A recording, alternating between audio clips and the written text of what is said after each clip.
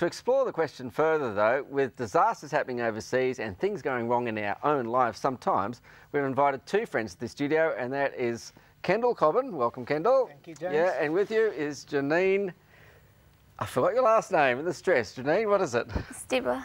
That's right, Janine Steba, and she's from Switzerland originally. Now living in... Methven. In Methven, that's right, down in South Canterbury. Well, first we're crossing to Kendall. Kendall, your job is to be a professional pastor. Mm-hmm. You're paid to be a Christian. Well, yeah, if you put it that way. So to speak, not really. But it's a joy. It's a joy. You'd be a Christian if there was no pay, wouldn't you? Absolutely. Yeah, that's right. Okay. It's a joy to be one. But Kendall is also, practically speaking, for all intents and purposes, a professional theologian. I mean, you study the Bible. I do. Yeah, you do, yeah. Okay, so is it okay if we ask you some questions? Well... These are the questions people ask. Sure. Okay. Rightio, so here I'm we not go. sure whether the answers will be there for you, though, So where do you James. think God is in Haiti? Yeah, James, can I just preface my comments by first of all saying it's really difficult to understand what's going on in Haiti. Okay. To really appreciate, you know, what is happening. I have an adage that I take with life, and it goes: the best things in life can't be explained; they must be experienced.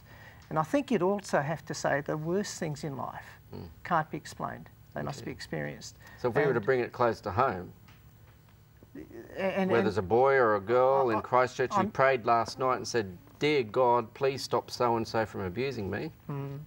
I'm sure there are many people watching who've experienced some level of pain, some level of dysfunction in their lives. Okay, so where is God in pain and dysfunction? Yeah, great question. And you know, when you ask me a question like that, I don't feel like a professional theologian, James. I feel very inadequate with a question like that, because there are no really adequate answers to explain that. To why an all-powerful God does nothing when someone's really hurting.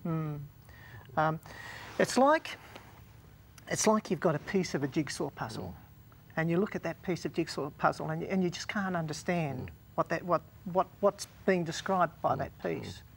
And it takes looking at the whole jigsaw puzzle to gain a bit of an insight into the picture.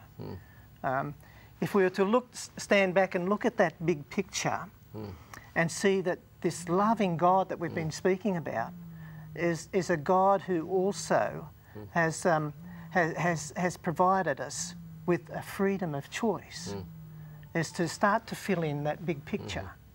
And it's that freedom of choice that has brought on people choosing whether they want to do things in a nice way or in a lousy way.